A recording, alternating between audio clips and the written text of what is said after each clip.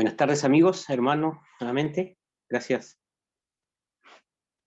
por estar acá nuevamente al Señor, poder exponer, compartir la palabra del Señor, el mensaje que nosotros ya hemos recibido y que nos habla acerca de nuestro Señor Jesucristo y acerca de su obra en la cruz. Ese es el mensaje del Evangelio. El centro, el corazón del Evangelio es Cristo y acerca de su obra. Para poder compartir el Evangelio, quiero ir a 2 Corintios 5, capítulo 21, solo un texto muy conocido por los creyentes, quizás muchos se lo saben ya de memoria.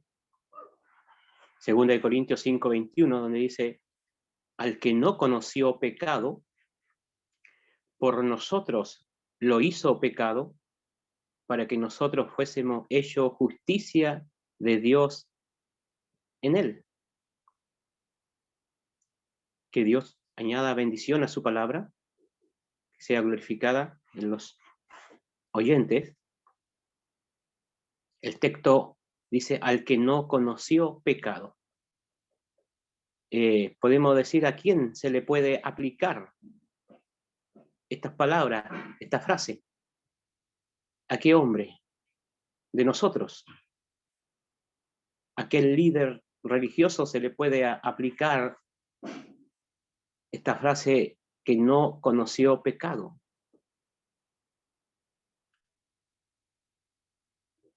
Las Escrituras nos enseñan quiénes somos nosotros, los descendientes de Adán, los hombres.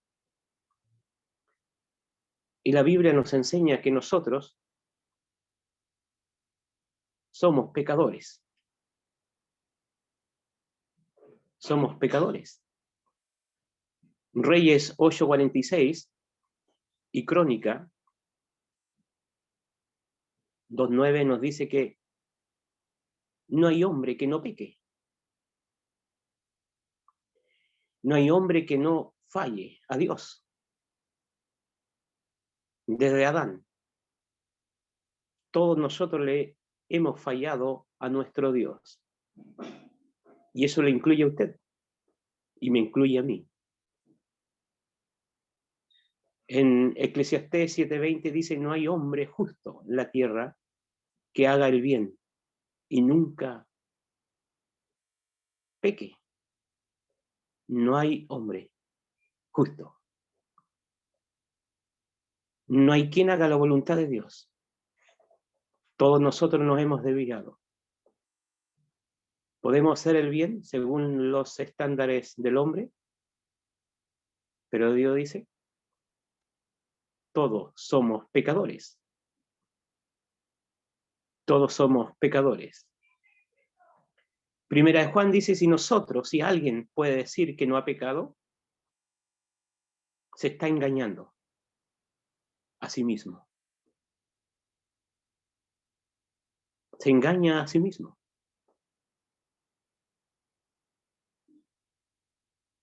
Todos somos pecadores. Y el pecado acarrea consecuencias. La muerte. La muerte. Romanos 6:23. La paga del pecado es muerte. El alma que pecare morirá. Ezequiel. El alma que pecare morirá. Porque la paga del pecado es muerte. Y si todos nosotros hemos pecado, todos nosotros debemos morir. Y no se está refiriendo a la muerte física, sino que se está refiriendo a la muerte segunda, que se encuentra repetidas veces en el libro de Apocalipsis.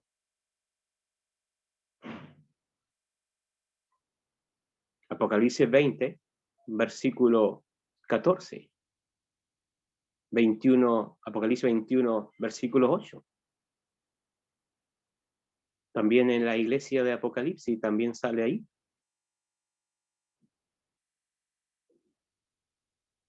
la muerte segunda,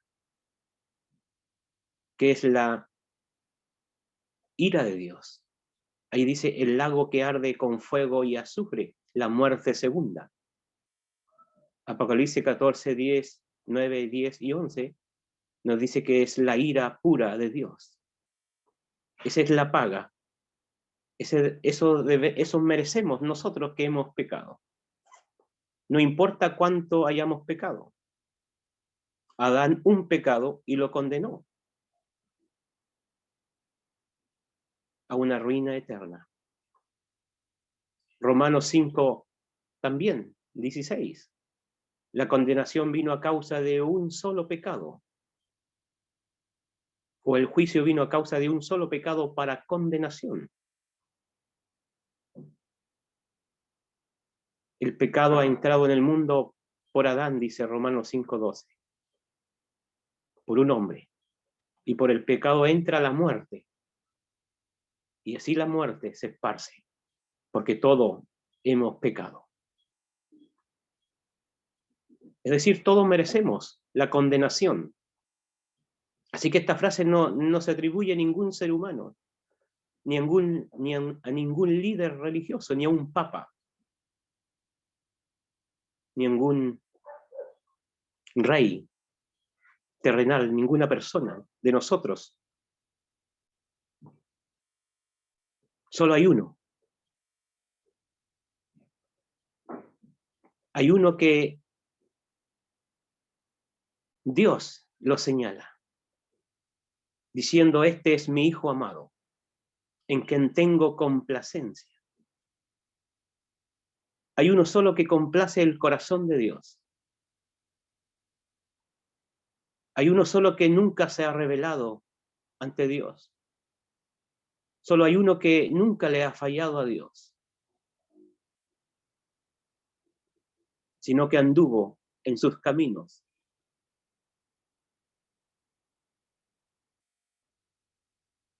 Y ese es Jesucristo. Él no conoció pecado. Él no hizo pecado. En él no se halló. La idea de Pilato es que él lo revisó, como se revisaban los animalitos en antaño, los corderos, acaso tenían defecto. A Cristo no se le halló delito. Pilato dijo: no hay delito en este hombre.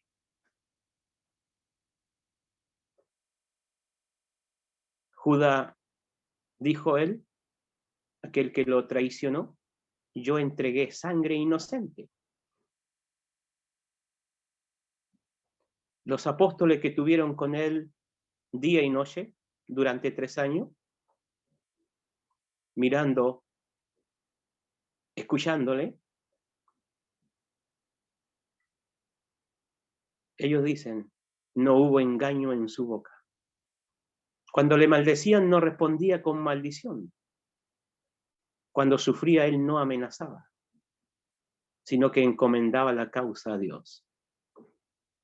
Y oraba por sus transgresores, dirá Isaías. Así como lo vemos allí en la cruz. Padre, perdónales porque no saben lo que hacen.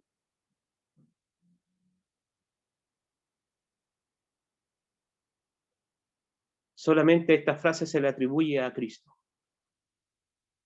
el que no conoció pecado.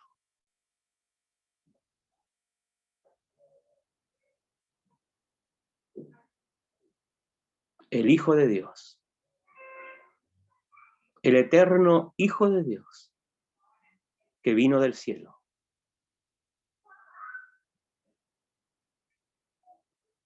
De la casa de su Padre. Dejó su trono de gloria para venir a este mundo y habitar entre los pecadores. Comer con ellos. Pero él vino con un propósito: a salvar a los pecadores, como dirá Pablo a Timoteo 1:15. Cristo vino al mundo a salvar a los pecadores. Y aquí en la tierra, Él vivió una vida recta, cumpliendo los propósitos de su Padre, cumpliendo la ley, diferente a nosotros, diferente a usted, diferente a mí. Dios nos describe pecadores. El único título que tenemos. Usted podrá tener muchos títulos, académicos, doctorados, delante del mundo, de los hombres. Pero delante de Dios nosotros tenemos un título. Y todos tenemos el mismo título. Pecadores. Usted es un pecador. Yo soy un pecador.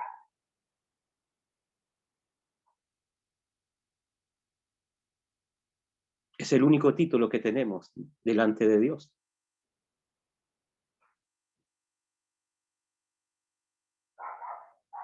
No hay diferencia, dirá Pablo a los romanos, por cuanto todos pecaron. Y todos están destituidos de la gloria de Dios. Destituido de la gloria de Dios. El único que no está destituido de la gloria de Dios es Cristo. Porque Él no cometió pecado. Al que no conoció pecado dice, por nosotros Dios lo hizo pecado. Y aquí vemos algo. Aquí vemos que hay un cambio. Que aquel que no cometió pecado, por nosotros Dios lo hizo pecado. Es decir, Cristo, Él fue la ofrenda por el pecado.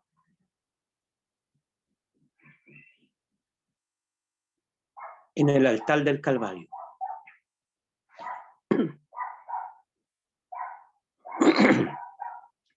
Podemos mirar el Calvario como un altar.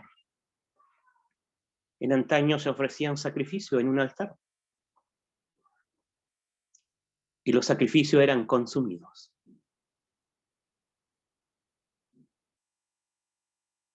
Por el fuego. Y también milagrosamente muchas veces. Por ejemplo, cuando Eliseo ofreció sacrificio, el fuego de Dios consumió totalmente el sacrificio. En Primera de Reyes, cuando ofreció un buey,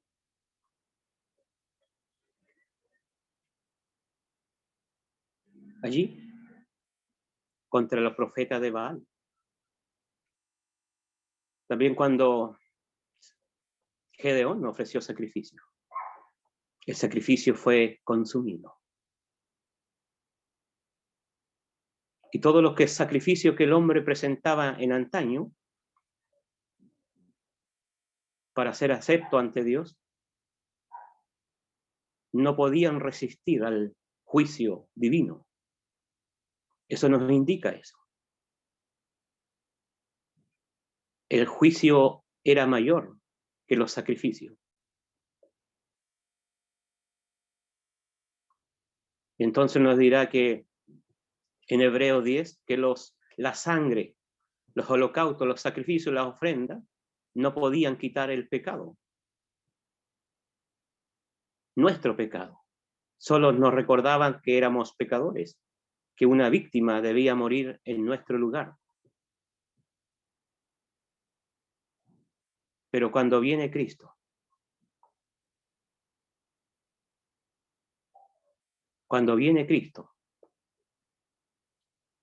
la ofrenda y el sacrificio por nuestro pecado. Antaño se colocaban las manos ante los animalitos para imputarle traspasar, por así decir, nuestro pecado a los animalitos y ellos morir. Bueno, allí en la cruz del Calvario,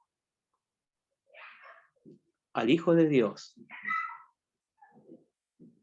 se le cargaron nuestros pecados. Jehová, dice Isaías, cargó el pecado nuestro. Y aquí dice, el que no conoció pecado, por nosotros Dios lo hizo pecado.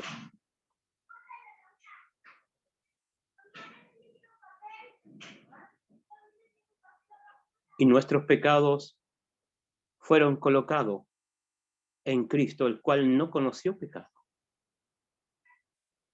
Nuestro pecado es quitado porque Él es el Cordero de Dios que quita el pecado. Nuestro problema, que es el pecado ante Dios, que nos separa de Dios y nos condena para morir bajo la ira del fuego de la ira de Dios, del juicio de Dios, es colocado en Cristo, allí en la cruz, en ese altar.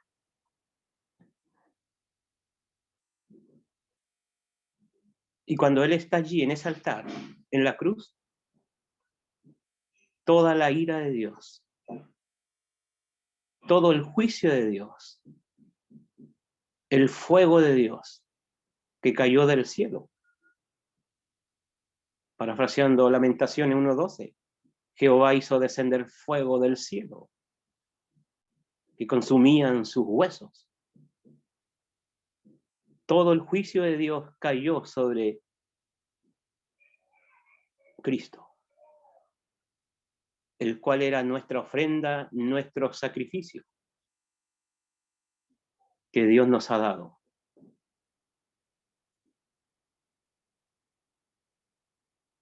Y Él recibe todo ese juicio, toda esa ira que debíamos nosotros recibir.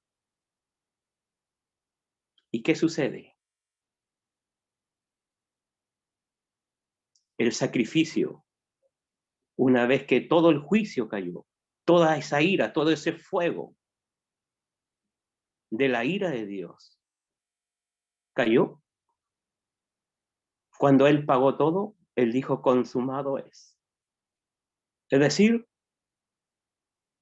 el sacrificio sigue en pie. Cristo estaba vivo cuando dijo, consumado es. Eso indica que el sacrificio de Cristo, la ofrenda de Cristo, es mayor que el juicio.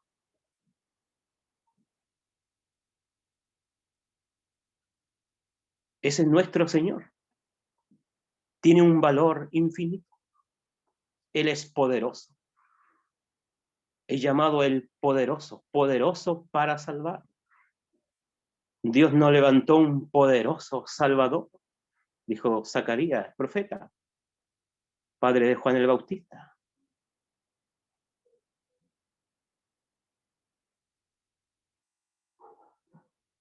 El sacrificio de Cristo. El que no hizo pecado por nosotros fue hecho pecado. Él murió por nuestros pecados. ¿Para qué? Para que nosotros, dice, fuésemos hechos justicia de Dios en Él. Nosotros somos pecadores. Nosotros somos injustos, nos descarriamos. Merecemos la cárcel de Dios, merecemos todo el juicio, toda la ira de Dios. No podemos entrar en la presencia de Dios porque necesitamos una justicia perfecta. Necesitamos la misma justicia de Dios para poder entrar en su presencia, para entrar al cielo. No debe ser parecida, debe ser la misma justicia de Dios. Y ningún hombre la tiene. Ningún ángel la tiene. Solo hay uno que la tiene. Y ese es Jesucristo. Él tiene la misma justicia de Dios el Padre.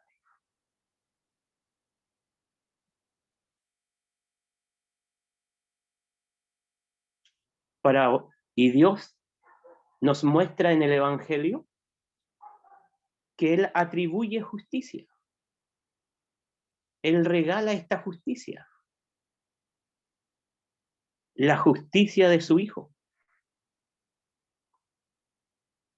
Y nosotros debemos tener esta justicia, que es igual a la de Dios. Y para eso debemos ir a Cristo.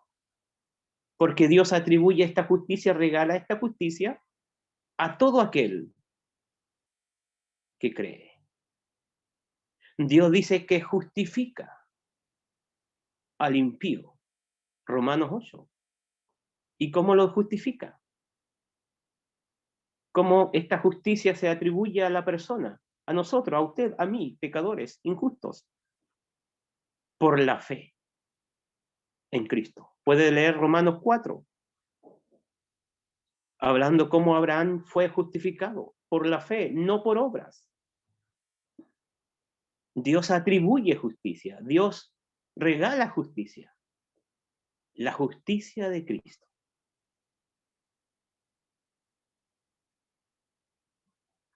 Pero esta justicia se recibe por fe. Es un regalo. Podemos parafrasear Efesios 2:8. Por gracia soy salvo. Por gracia esta justicia es dada a nosotros. Pero la debemos hacer nuestra conforme a la voluntad de Dios. Y Dios dice, por fe. Porque sin fe es imposible agradarle a Él. Pero esta fe debe ser colocada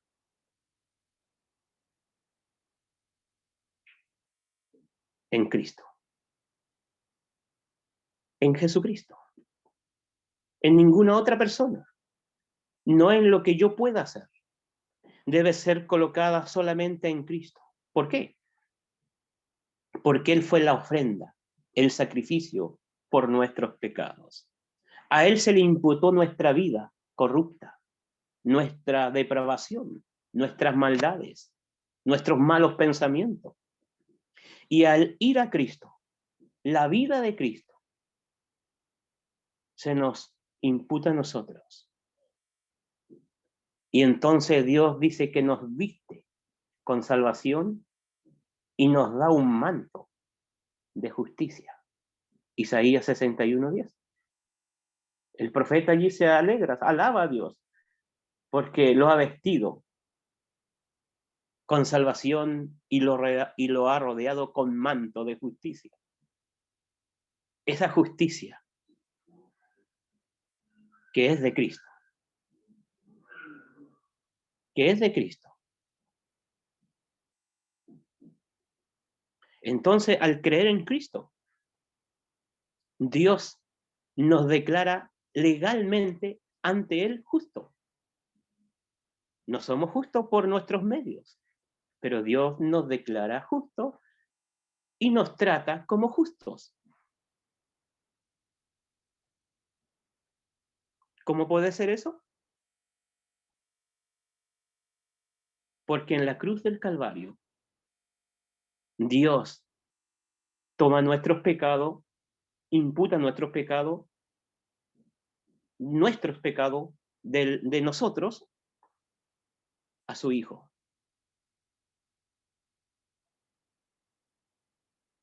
Y a Él, Dios lo trata como culpable.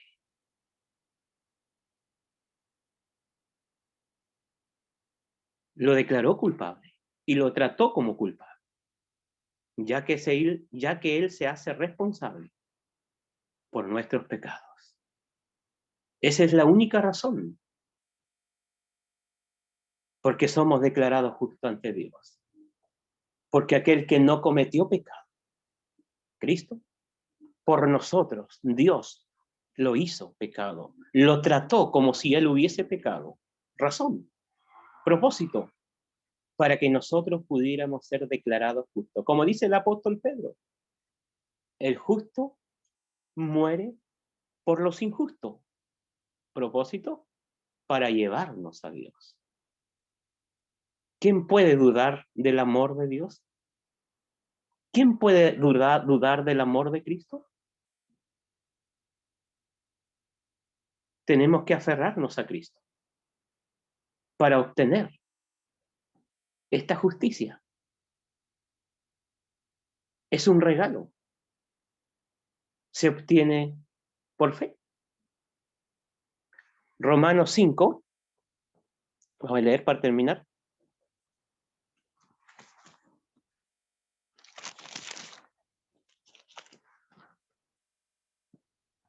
¿17 dice? O el 16. Y dice, con el don no sucede como él, está hablando del pecado y de la salvación, de la justificación. Con el don no sucede como en el caso de aquel que no pecó, dice, con aquel que uno que pecó, porque ciertamente el juicio vino a causa de un solo pecado, para condenación, pero el don vino a causa de muchas transgresiones para justificación. Pues si por la transgresión de uno solo reinó la muerte, Adán, reinó la muerte, nosotros todos somos pecadores, mucho más reinarán en vida. ¿Quién va a reinar en vida? Por uno solo, dice, Jesucristo. Muchos más, dice, reinarán, mucho más reinarán en vida por uno solo, Jesucristo, los que reciben la abundancia de la gracia y el don de la justicia. El don es un regalo. ¿Y cómo se recibe? Romanos 5:1 dice, justificado o declarado justo. Justificado pues por la fe.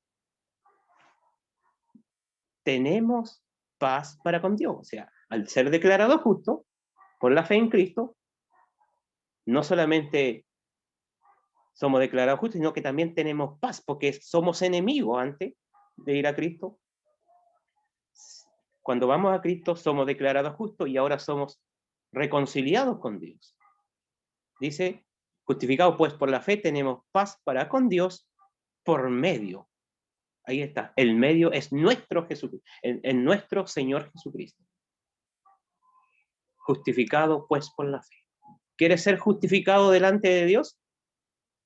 Coloque su fe, coloque su confianza. ¿Dónde? Donde Dios colocó sus pecados, los suyos y los míos, en Cristo.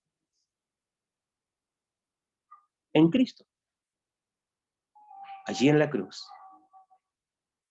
Cristo. Y si usted cree en Cristo,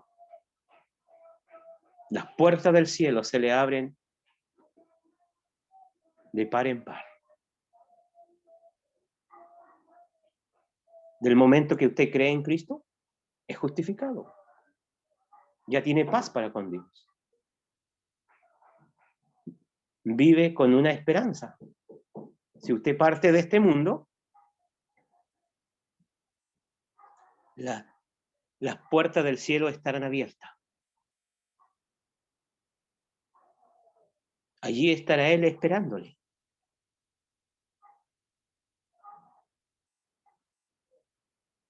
Y podrá ver su cicatriz, el precio que Él tuvo que pagar para que usted y yo estuviésemos donde Él está, en la casa del Padre, donde viviremos por largos días, como dice el Salmo 23 al final. Pero si usted rechaza a Cristo, si usted quiere ir a Dios obteniendo su propia justicia, usted está rechazando la justicia de Dios. Y Dios dice, está bajo maldición, porque nuestra justicia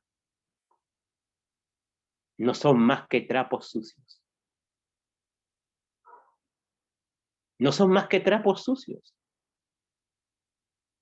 La mejor justicia que el hombre puede ofrecer a Dios, la mejor vida que el hombre puede ofrecer a Dios, no son más que un trapo sucio.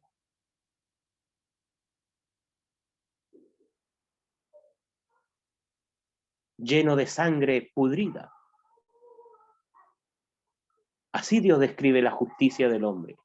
Porque, como dijo el Señor a los fariseos que procuraban establecer su propia justicia, lo que ellos tienen por sublime, por valor, para Dios es algo abominable.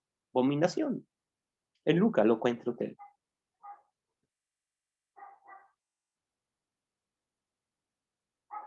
Pero aquel que va a Cristo tiene esa justicia que tiene Dios.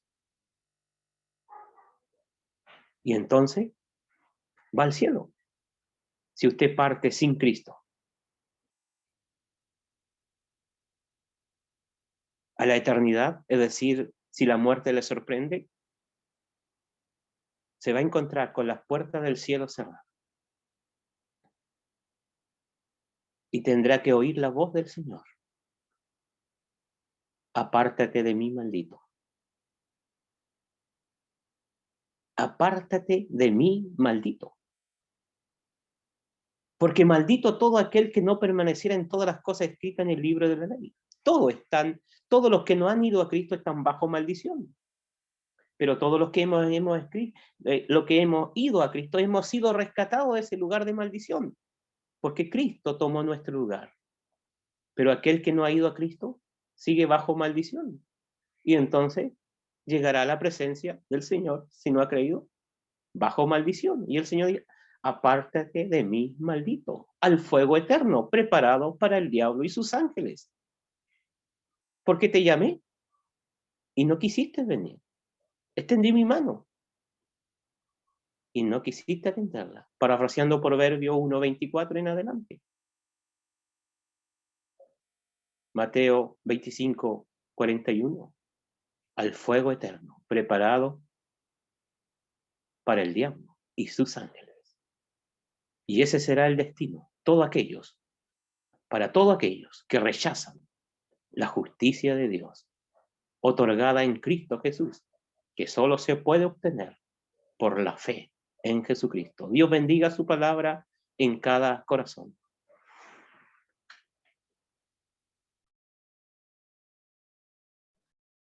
Muy bien. Damos las gracias a nuestro hermano Alejandro, que nos ha presentado esta primera parte del Evangelio. La verdad es que es un mensaje que es conocido. Los creyentes conocemos el Evangelio y nos gozamos en él cada vez que lo escuchamos. Tal vez usted está por primera vez, pero tal vez no. Tal vez lo ha escuchado muchas veces y es hora.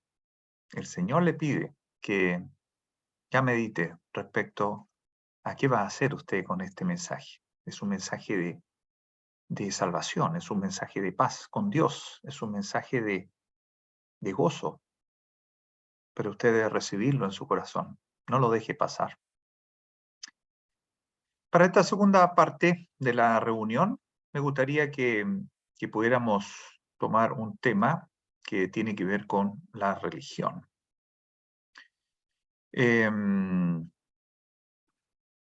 La Real Academia dice que una religión es un conjunto de creencias respecto a un ser divino. Dice que es un conjunto de normas morales, de conducta y de práctica.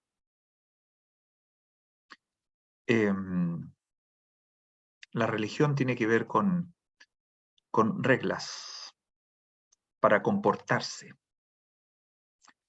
Desde pequeño, muchos de nosotros fuimos instruidos en que debíamos portarnos bien. De hecho, hoy día en la mañana en la escuela dominical, cuando preguntaron los tíos respecto a qué hacer para ser salvo, para ir al cielo, una primera respuesta de un niño fue portarnos bien. Es totalmente natural, es totalmente natural. Se nos sale.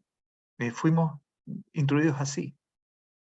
De hecho, una mayoría de las personas en Chile nacimos católicos o en una familia católica. Hay una mayoría importante, si bien en los últimos años esa religión ha perdido bastante terreno, pero es una religión que enseña fuertemente eso.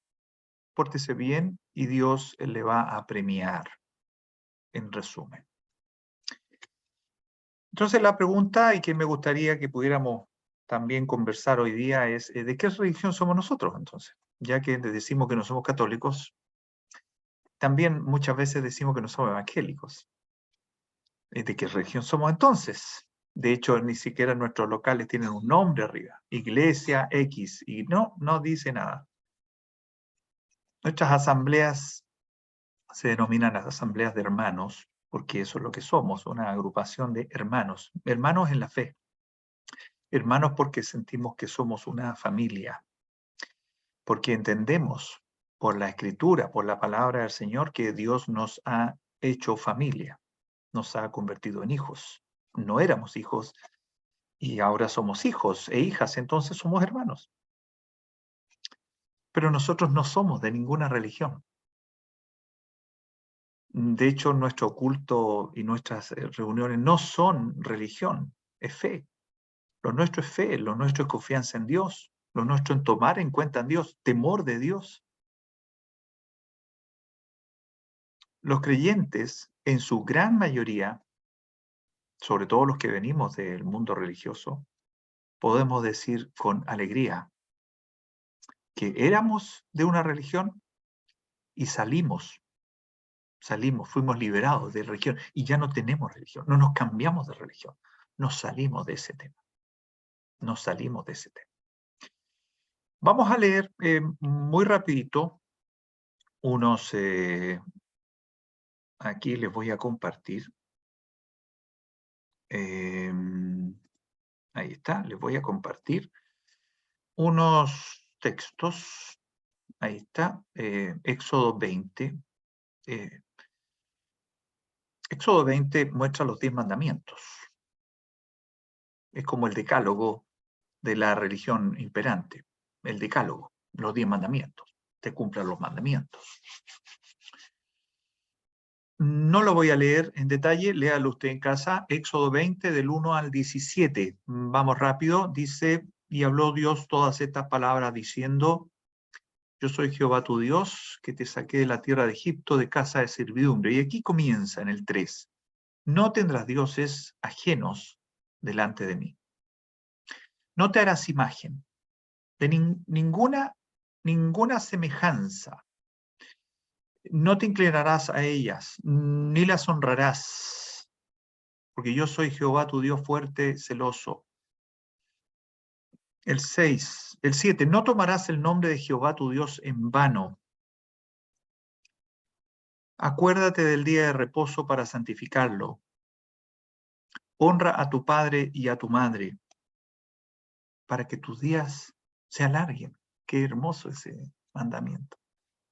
Con promesa se llama ese. No matarás, no cometerás adulterio, no hurtarás, no hablarás contra tu prójimo, falso testimonio, no codiciarás la casa de tu prójimo, no codiciarás la mujer de tu prójimo, ni su siervo, ni su criada, ni su buey, ni su asno, ni cosa alguna de tu prójimo.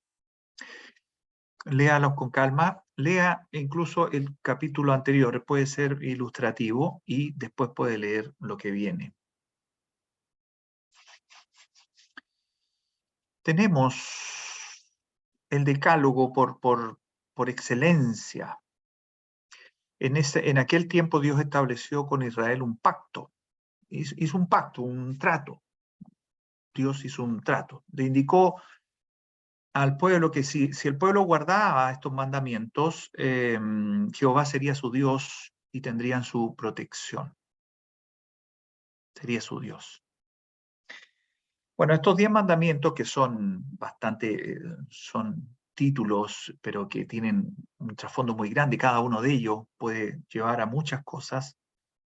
De hecho, 5 son referentes a nuestra relación con Dios y 5 son referentes a nuestra relación con el prójimo. mitad y mitad.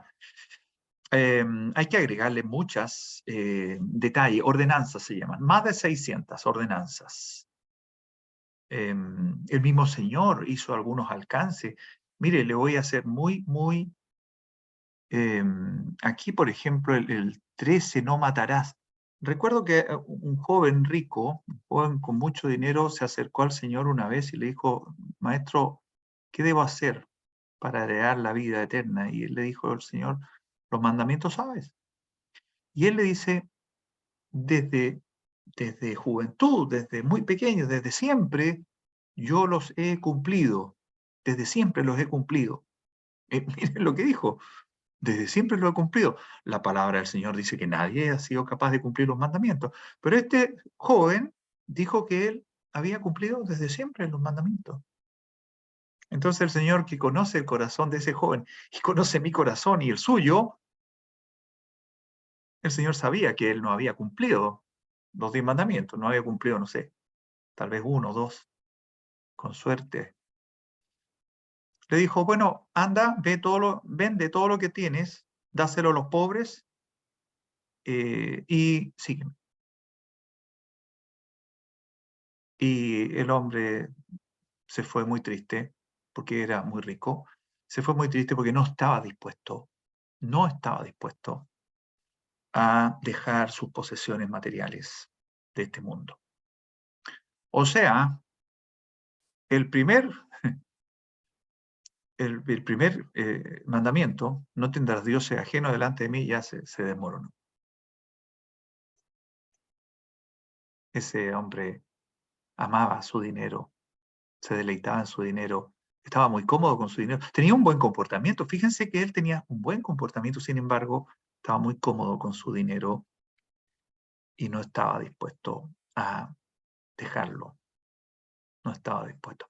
El Señor hizo una ilustración en el versículo 13, no matarás, no matarás. Dice que, el Señor dice que no hace falta quitarle la vida a una persona, basta con odiarlo intensamente. Y es equivalente. Entonces nadie, y la palabra del Señor es clara, nadie ha sido, ni fue, ni es, ni será capaz de guardar estos mandamientos. Todos. Tal vez por un ratito podremos aguantar con algunos.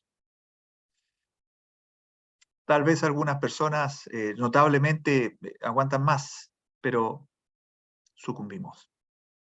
No es parte de nuestras habilidades.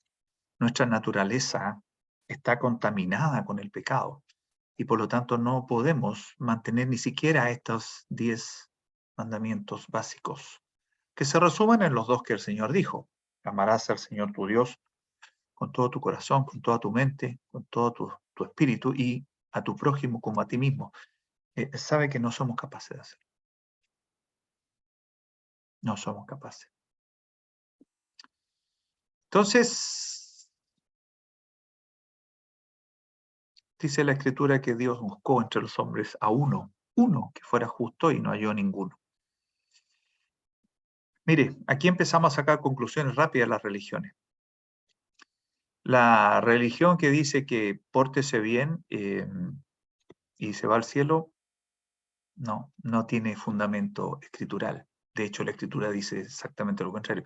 Trate de portarse bien, o pórtese todo lo bien que usted quiera, pero no, eso no te puede llevar porque no hay capacidad en nosotros. Solo hay maldad en nosotros.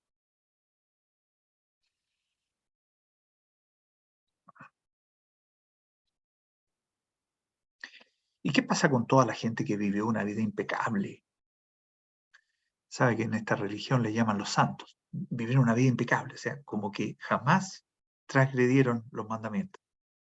Eso, la Escritura, la Biblia nos dice que no es posible, que no hay nadie.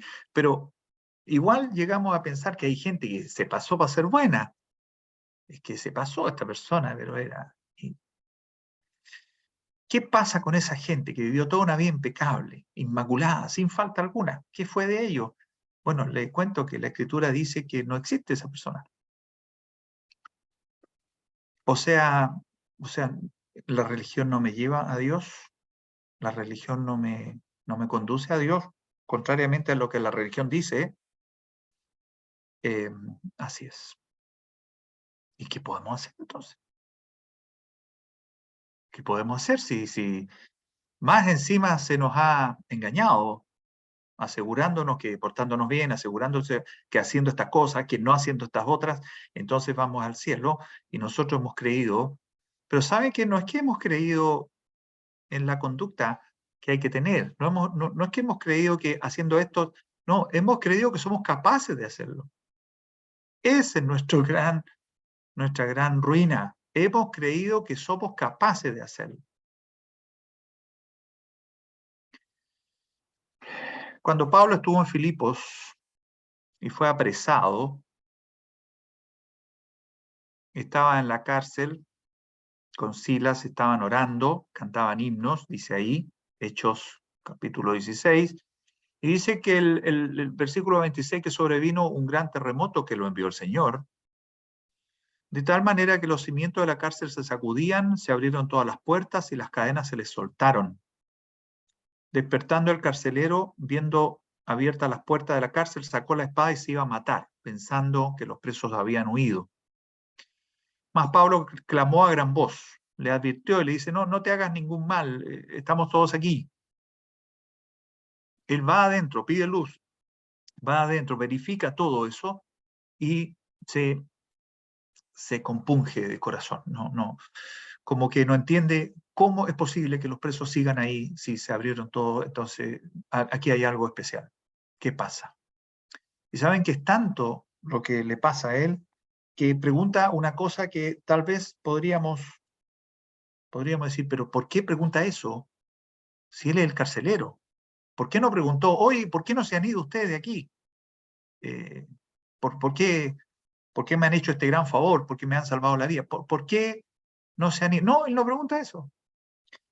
Yo estoy seguro que este carcelero ya había escuchado a Pablo y a Silas orar. Ya había escuchado a Pablo y a Silas cantar. Y por lo tanto ya había escuchado el Evangelio. Ya había escuchado de Dios. Entonces él hace una pregunta que es bastante insólita. Y pregunta y dice el 30, señores, ¿qué debo hacer para ser salvo? Yo quiero ser como ustedes. Yo quiero disfrutar de lo poco que tenga. Yo quiero estar feliz incluso en la cárcel, con la esperanza que ustedes tienen. ¿Qué debo hacer? ¿Qué hago? ¿En qué religión me inscribo? ¿Dónde voy y anoto mi nombre? ¿Qué hago? Y le responden: cree en el Señor Jesucristo y serás salvo tú y tu casa. Y le hablan la palabra del Señor y Él les lava las heridas y después se bautizó. Y el bautismo es una muestra visible de identificación con Cristo. ¿Sabe que hay probable que tengamos bautismo en nuestra iglesia pronto? ¿Y eso es porque vamos a inscribir gente? No, porque hay gente que quiere identificarse con Cristo y quiere decir que ellos entendieron que creyendo en Cristo Jesús, Él perdona el pecado, creyendo en la obra de Él. Hay personas que ya nos han manifestado. ¡Qué maravilla! ¿Y tú podrías también incorporarte? No tanto por nuestra iglesia, no, incorporarte a la familia de Dios. La pregunta no es en qué religión me inscribo, sino más bien qué hago para ser salvo. El apóstol responde exacto, preciso: cree en el Señor Jesucristo y serás salvo.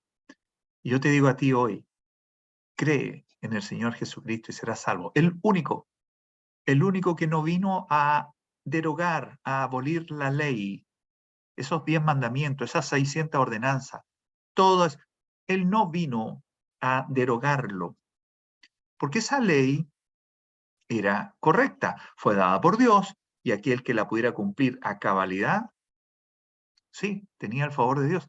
Lo que pasa es que las personas no tenemos esa capacidad, pero algunos religiosos de la época se creían suficientemente cumplidores de la ley, se creían. Y hoy día tal vez tú mismo y yo mismo en otro tiempo tal vez me creí cumplidor de la ley, pero en el fondo de nuestro corazón y mirando nuestras conciencias debemos reconocer que no tenemos esa capacidad. Y el Señor, que sabía eso, Él vino y Él cumplió la ley en cabalidad. El Señor Jesucristo es el único ser humano que ha cumplido la ley a cabalidad y Dios se agradó en Él. Se agradó porque lo llamó el Cordero perfecto, sin mancha, sin contaminación. Y ese Cordero fue ofrecido en sacrificio por ti y por mí. ¿Quieres creer eso? Es lo único que tienes que creer. Es lo único que tienes que hacer. De hecho, es lo único que podemos hacer, ¿no? No tenemos otra capacidad más que eso, rendirnos frente a Cristo Jesús y su obra en la cruz. Es que no puede ser tan fácil, me decían algunas personas. No puede ser tan fácil. No, me tiene que costar algo a mí. Yo tengo que hacer algo. No puede ser. A mí me han enseñado desde pequeño. Las cosas hay que ganárselas. Sí, las cosas materiales seguramente hay que ganárselas. A veces nos regalan algo, pero muchas veces, o la mayoría, tenemos que ganarlas con trabajo, con esfuerzo. Bueno, la salvación no hay forma de ganarla, porque el precio es demasiado alto. El precio de la salvación es una vida inocente entregada, y tú y yo no tenemos inocencia en nosotros, hay pecado en nosotros. La salvación que parece gratis para nosotros no lo fue para Dios. Él entregó a su Hijo. Él cargó en su Hijo el pecado mío. Y hoy día te invita a que tú recibas el mensaje de salvación y Él cargará tu pecado en su Hijo.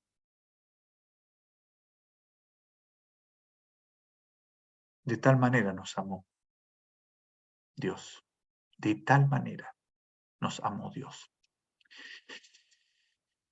Cerrando, ¿usted quiere inscribirse en una religión? ¿Insiste usted en eso? Bien, el apóstol Santiago nos invita a que podamos tener una religión, ¿sí? Lea después en el apóstol Santiago, capítulo 1, versículo 27. Mire, se lo voy a leer yo. La religión pura y sin mácula delante de Dios el Padre es esta: visitar a los huérfanos y a las viudas en sus tribulaciones y guardarse sin mancha del mundo. ¿Sabe para qué sirve esa religión? No es para salvarse. Usted ya es salvo. Cuando usted quiere practicar estas cosas que describe el apóstol, cuando usted quiere practicarlas, usted quiere hacerlo en gratitud para el Señor, en servicio para el Señor. Es una religión de servicio, no es una religión de salvación. Ninguna religión salva, solo Cristo salva. Pero si usted, que ya es creyente, que ha confiado en Cristo Jesús como su Salvador, quiere tener una práctica regular. Mire, aquí hay un ejemplo y hay más ejemplos, pero acá está explícitamente indicado: visite a los huérfanos, a la gente que está en problemas, visite a las viudas, guárdese sin mancha del mundo. Dentro de lo posible, evite pecar, huya de la tentación. Ahí tiene una religión. No lo salva, usted ya es salvo, solo Cristo salva. Esta religión así llamada nos permite mantener y agradecer al Señor lo que ha hecho por nosotros. Solo salva la obra de Cristo en la cruz, solo salva la sangre derramada de un cordero sin mancha, esto es Jesucristo. Solo salva a Dios al pecador, porque el pecador no se puede salvar solo, el enfermo no se puede curar solo. Necesita alguien que no esté enfermo. Y ese es Cristo Jesús. Crea en el Señor Jesucristo. Religiones hay muchas, pero Salvador, uno solo, Jesús. Vamos a orar para terminar esta doble mensaje del Evangelio. Oremos, por favor. Padre Celestial, te agradecemos que nos das tu bendición, que podemos abrir tu palabra libremente, que podemos escudriñar en ella, vernos en ella como un espejo, ver nuestro pecado, pero también podemos ver tu amor, tu gran misericordia y el perdón que tú ofreces en la obra de tu Hijo. Tú amas a tu Hijo y en Él nos amas a nosotros. Queremos creer la obra de tu Hijo. Queremos hacerla nuestra, identificarnos con Él y vivir, una vez salvados, vivir una vida lo más lejana al mundo. Padre, gracias. Gracias te damos y quedamos en tus manos y que esta reunión tenga fruto con almas que se arrepienten y que miran en tu Hijo su única salvación y perdón. Gracias en el nombre del Señor Jesús. Amén.